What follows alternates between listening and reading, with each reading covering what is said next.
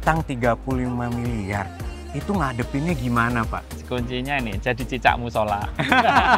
Apa tuh cicak musola? Jadi terus kemudian kita dengan kena masalah itu kemudian kita jadi rajin ke masjid kayak gitu. Terus amalan-amalannya juga kebetulan saya sejak kelas 4 SD itu didhawuhi atau diperintah sama guru saya untuk puasa Senin Kamis. Kemudian saya sejak SMA belajar puasa Daud, insya Allah sampai sekarang.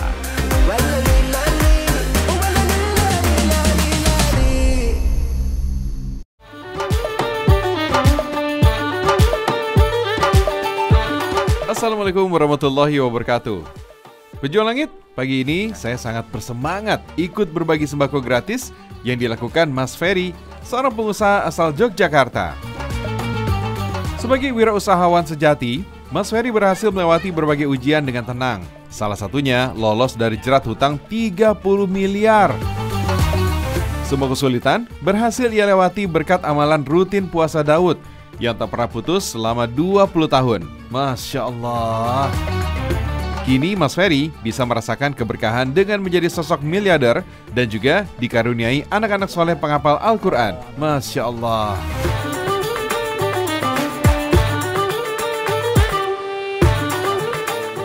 Masya Allah, Pejuang Langit. Ini sekarang saya sama Pak Ferry nih lagi bagiin beras. Kebetulan ibu-ibu di sini sama bapak-bapaknya baru saja ikut pengajian bersama di joglonya ini, Pak ya? Iya. Ini udah pengajian rutin ya? Iya, tiap Ahad Kliwon. Wah, sama bagi-bagi beras ini juga udah Bapak lakukan Ya, sudah lama? dari awal, nggih. Pejuang Langit, ini dia salah satu lokasi wisata yang sedang hits di Jogja. Namanya Kopi Puncak Rindu yang terletak di daerah Pajangan, Kabupaten Bantul. Selain menu-menu nikmat yang ada di resto, di tempat ini juga banyak wahana bermain anak dan wisata edukasi. Gak ketinggalan di lokasi tebing yang sangat indah ini, juga terdapat penginapan ala glamping yang cocok buat liburan keluarga. Tapi siapa sangka, di balik keindahannya, pemilik lokasi ini ternyata pernah terlilit hutang hingga puluhan miliar. Subhanallah. Mari kita cari tahu lebih jauh cerita amalan jalur langit pelunas hutang yang ditempuh oleh pemiliknya. Pejuang Langit, Pak Ferry sengaja membuat kajian dan aktivitas Islami di tempat wisatanya agar mengingatkan dirinya untuk rasa syukur kepada Allah Subhanahu wa Ta'ala. Kajian itu sudah rutin dilakukan sejak 2022, bahkan dalam program ini juga termasuk kegiatan sholat duha berjamaah bagi karyawan dan warga desa. Masya Allah. Masya Allah, saya dari tadi tuh datang, wah ini tempat wisatanya luas banget. Dan datang udah mulai pengajian nih. Karena nggak biasanya di tempat wisata itu ada kegiatan pengajian. Itu apa tuh, idenya datang dari mana? Ya, idenya kita buka tempat wisata ini biar bermanfaat buat warga sekitar juga. Kayak gitu, makanya kita selalu mengadakan pengajian tiap Ahad Kliwon pagi, Minggu pagi dari jam 7 sampai jam 9 biasanya. Ya, terus acaranya ya sholat duha bareng, kemudian sholat hajat, kemudian sholat tasbih, kemudian pengajian, kemudian pulangnya dibagiin beras gitu. Meski terbilang baru, namun kini kajiannya yang awalnya hanya belasan orang, kini memiliki sekitar 200 orang dan didominasi oleh warga sekitar. Masya Allah. Konsep utamanya tuh awalnya gimana? Mau cuman tempat wisata kah atau gimana? Karena saya lihat dari tadi nih fasilitasnya banyak banget. Ya, oke, jadi awalnya kita memang resto gitu ya, tempat wisata. Belum tempat wisata, belum destinasi wisata. Awalnya cuman kita resto aja. Awalnya itu kita bikin ini tuh karena birrul walidain, berbakti sama orang tua. Jadi ayah saya tuh minta dibelikan tanah yang ada view-nya kayak gitu. Jadi terus kita kebetulan alhamdulillah dapat tempat di sini 6.000 meter. Masya Allah, luar biasa. Pejuang Langit, bisnis Pak Ferry ini dimulai tahun 2002 yang lalu yang bergerak di bidang digital printing. Selama 20 tahun usahanya, tentunya Pak Ferry tak luput dari ujian-ujian berat yang Allah Subhanahu wa Ta'ala berikan. Antara lain pada tahun 2016, Pak Ferry sempat berutang mencapai puluhan miliar rupiah. Sama saya tuh Pak, sempet baca nih, sama dengar-dengar katanya Bapak itu pernah ngalamin kerugian sampai 35 miliar. Itu bener atau enggak nih? Ya pernah, kita punya hutang karena riba, yaitu hutangnya 35M gitu. Saya nggak bisa ngebayangin sejujurnya. Ya. Utang 35 miliar, itu ngadepinnya gimana Pak? Karena kalau orang biasa-biasa aja kalau nggak punya mental yang kuat, pijakan agama yang bagus, bisa stres Pak. Ya. Nah gimana Bapak waktu itu ngadepin kondisi di mana utang segitu banyak Pak? Dan keluar dari masalah itu? Oke, jadi ini kuncinya ini, jadi cicak musola. Apa tuh cicak musola? Jadi terus kemudian kita dengan kena masalah itu kemudian kita jadi rajin ke masjid. Baik. Kayak gitu. Terus amalan-amalannya juga kebetulan saya sejak kelas 4 SD itu didhawuhi atau diperintah sama guru saya untuk puasa Senin Kamis. Masya Allah, 4 gitu. SD? Ya, dari kelas SD puasa Kamis. Kemudian saya sejak SMA belajar puasa Daud, insya Allah sampai sekarang. Masya Allah, jadi puasa Daud itu masih rutin sekarang? Masih. Dan Senin Kamisnya juga ya? Apa udah ketutup sama Daud nih? Karena Daud kan iya, puasa... ketutup sama Daudnya. Oh, ketutup sama Iya. Daud, Masya Allah. Masya Allah pejuang langit, puasa Daud tergolong puasa sunnah yang tak mudah karena dikerjakan secara berkelanjutan dan hanya dibatasi jeda 1 hari saja. Nah, pejuang langit, sekalipun puasa ini terbilang tidak mudah, namun Pak Ferry berhasil menjalankan puasa Daud selama 20 tahun. Allahu Akbar. Pak Ferry yakin sesulit apapun masalah, pasti akan ada jalan keluarnya. Makanya, mengamalkan amalan ini sangat terasa keberkahannya saat menghadapi masalah berat terlilit hutang. Bagi Pak Ferry, terlilit hutang yang dialaminya ini seperti teguran Allah pada dirinya agar menjadi sosok yang lebih taat dan tabah. Meski berada dalam kondisi yang berat, namun Pak Ferry merasakan bahwa setiap langkah untuk jalan keluarnya selalu dibantu oleh Allah Subhanahu wa Ta'ala. Saya jadi teringat dengan salah satu hadis yang pernah disampaikan guru ngaji saya. Kalau puasa Daud merupakan puasa yang paling disukai oleh Allah Subhanahu wa Ta'ala. Rasulullah SAW bersabda, puasa yang paling disukai oleh Allah adalah puasa Nabi Daud. Sedangkan sholat yang paling disukai Allah adalah sholat Nabi Daud. Ia biasa tidur separuh malam dan bangun pada sepertiganya, serta tidur pada seperenamnya. Nabi Daud berbuka sehari dan berpuasa sehari. Tak heran pejuang langit, kalau Allah membantu Pak Ferry kembali dalam keberkahan. Setelah menjual berbagai aset dan memperbaiki cash flow bisnisnya, di tahun 2020, Pak Ferry sudah berhasil keluar dari hutang miliarannya tersebut. Masya Allah. Dengan izin Allah, omset usahanya semakin meningkat ratusan juta dan kini berusaha membentuk wisatanya untuk menjadi destinasi pariwisata halal. Masya Allah, ini bagus banget ini. Glamping kita, Mas. Oh, ini yang glampingnya ya Pak? Ya, ini muat 4-5 orang. Wah, ada berapa unit ya Pak? Kita lagi ada 3 unit. 3 unit, Masya Allah. Ini fasilitasnya enak banget nih. Homey banget ya, berasa camping di tengah hutan. Iya, betul. Oh, ini pemandangannya ini mahal banget nih Pak. Ini yang nggak bisa dibeli Pak ya? Iya. Wah, luar biasa. Pohon kelapa, hutan. Nah, konsep dari penginapan ini apa Pak sebenarnya? Kalau boleh tahu. Oh iya. Jadi kita pengen di sini bikin destinasi pariwisata halal ya. Jadi kita juga ini glampingnya ini glamping syariah gitu. Jadi hanya yang berkeluarga yang boleh nginep di sini. Yang berstatus suami istri ya? Iya, betul.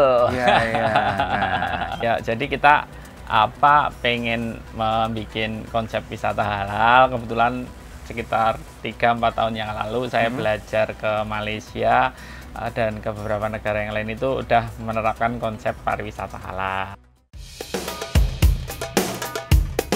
Pejuang langit, Pak Ferry menjelaskan bahwa program tempat wisatanya untuk menuju destinasi halal tidak setengah-setengah. Karena penginapan glamping syariahnya tidak segan-segan untuk menolak pasangan calon pelanggan yang tidak bisa memperlihatkan buku nikah. Pak Ferry, tadi Pak Ferry udah cerita ke saya kalau Pak Ferry udah belajar puasa Senin Kamis dari kelas 4 SD. Ya. Dan naik kelas waktu pada saat SMP belajar puasa Daud. SMA ya. SMA? Ya. SMA sampai sekarang ya? Ya. Nah, ada nggak sih Pak keberkahan yang Bapak rasakan selain dari keberkahan diberikan badan sehat nih? Dari berpuasa hampir 20 tahun itu? Ya, jadi saya ngerasain dengan puasa ini saya tuh menjadi lebih sabar. Masya Allah. Lebih sabar. Terus yang kedua ya insting untuk mengambil keputusan itu kayak dapat petunjuk lah, dapat ilham kayak gitu ya. Jadi apa ya, semua hal yang yang ingin diambil keputusannya itu lebih terukur Pak ya? Ya betul. Masya Allah. Ya, Jadi lebih mantap. Lebih mantap betul. Ya. Termasuk tadi bagaimana manajemen emosional menghadapi utang 35 miliar tadi. Iya. Itu berpengaruh banget. Itu berpengaruh kayak gitu. Jadi kita lebih tenang dalam mengambil keputusan.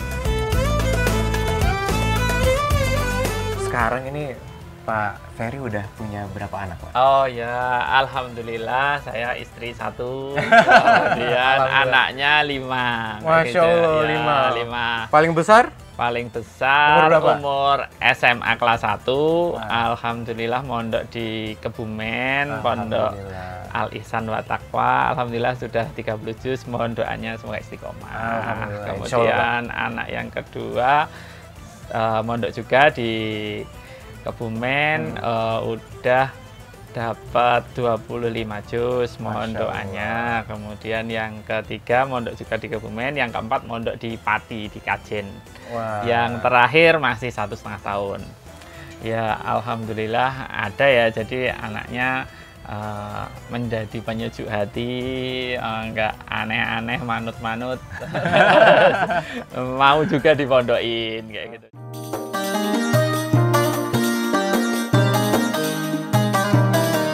Jadi kalau bisa saya simpulkan ya, apa yang Pak Ferry dapatkan sekarang, yang Pak Ferry nikmati sekarang itu bisa jadi karena usaha yang Bapak lakukan dan amalan-amalan Bapak tadi, Pak. Atau gimana? Ya, kalau dari kita sih sebenarnya ini semua hadza min fadli Robbi, semua karunia dari Allah, bukan karena dari usaha saya, bukan karena dari puasa saya, ibadah saya, ini semua murni karunia dan titipan Allah.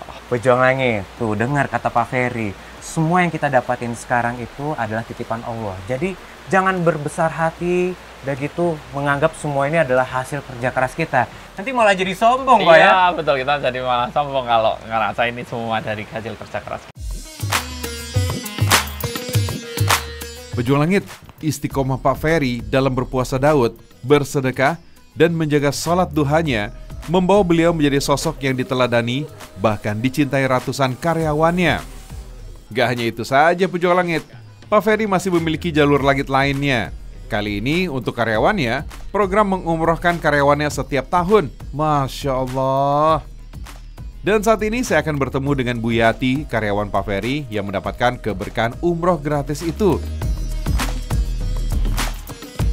Pejuang Langit, saat ini saya akan menuju ke salah satu bisnis pertama milik Pak Ferry. Katanya di sini ada karyawan yang mendapatkan keberkahan diberangkatkan umroh. Dan katanya nih ya, karyawan ini punya amalan jalur langit yang luar biasa. Yuk ikutin saya buat kita gali ceritanya. Assalamualaikum Bu Yati. Salam. Salam kenal Bu, saya Anof dari Jalur Langit. Oh, iya. Jadi gini, tadi saya habis ketemu sama Pak Ferry. Iya. Pak Ferry cerita katanya Bu Yati ini dapat keberkahan nih. Oh, apa? Dari sebanyak 200 karyawan, Iya. Bu Yati salah satu yang diberangkatkan umroh oleh Pak Ferry. Iya. Saya pengen tahu nih, kira-kira ada nggak sih amalan-amalan rutin nih yang mungkin Bu Yati sering amalkan sehingga dalam pekerjaan ini dimudahkan oleh Allah Subhanahu wa Ta'ala. Wah, tuh. Kalau saya harus ini sih. Pertama kali untuk mengawali hari itu, pertama jangan telat sholat subuhnya. Masya Allah. 2 rakaat sebelum sholat subuh. Oke, qobliyah ya? Qobliyah, terus nanti sebelum bekerja berdoa. sholat duha, 4 rakaat minimal, kayak gitu. Dari yang diajarkan sama Pak Ferry itu ternyata apa ya? Itu lebih menenangkan. Jadi kalau misalnya kita keadaannya lagi capek atau nggak semangat, itu ambil wudhu, sholat, itu lebih tenang lagi. Pejuang Langit, Bu Yati bercerita kepada saya kalau amalan menjaga sholat duhanya adalah salah satu ajaran dari Pak Ferry kepada setiap karyawannya. Setelah rutin melaksanakan sholat duha 4 rakaat, Bu Yati merasakan pekerjaan semakin ringan dan diberkahi. Saya jadi teringat hadis yang disampaikan guru ngaji saya terkait orang yang mengawali harinya dengan sholat duha akan dicukupkan rezekinya oleh Allah Subhanahu wa Ta'ala. Wahai anak Adam, janganlah engkau merasa lemah dari 4 rakaat dalam mengawali harimu. Niscaya aku akan mencukupimu di akhir harimu. Hal itu nyata dirasakan Bu Yati, di mana setiap harinya beliau bekerja penuh dengan keikhlasan, amanah, dan semangat. Masya Allah.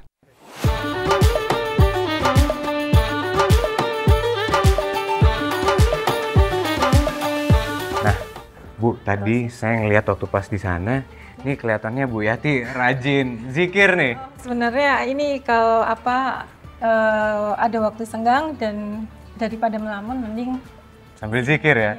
Masya Allah. Pejuang Langit, kata Bu Yati, beliau tidak menargetkan jumlah zikir yang beliau akan amalkan.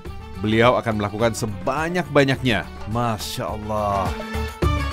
Bu Yati, gimana sih perasaannya Bu Yati ketika tahu akan diberangkatkan umroh oleh Pak Ferry?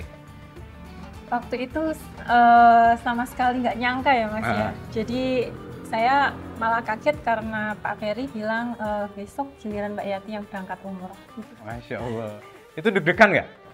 Iya deg-degan sekaligus bahagia. Surprise. Iya, karena saya tuh sebenarnya sudah merencanakan jauh-jauh hari itu menabung untuk berangkat umroh sendiri, mandiri itu lewat asuransi. Tapi ternyata qadarullahnya itu asuransi yang saya ikuti itu bermasalah. Jadi dana saya nggak bisa ditarik itu. Oke, akhirnya Allah ganti dengan diberangkatkan umroh oleh Pak Ferry. Saya udah ikhlaskan kalau misalnya itu susah ngurusnya dan nggak bisa diambil.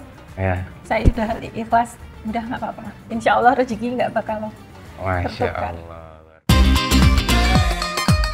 Pejuang Langit, cerita Bu Yati yang sempat terkena musibah gagal umroh ternyata kini dilunaskan oleh Allah Subhanahu wa Ta'ala melalui tempat kerja dan atasan yang mendapatkan sifat teladan kepemimpinan Rasulullah Sallallahu Alaihi Wasallam.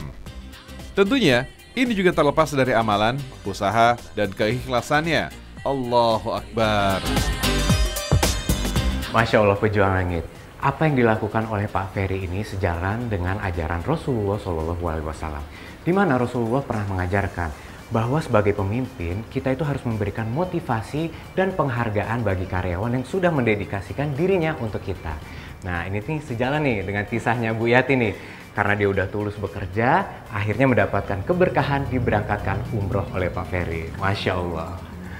Wah ini salah satu UMKM Bu yang mau ngeprint ya? Iya.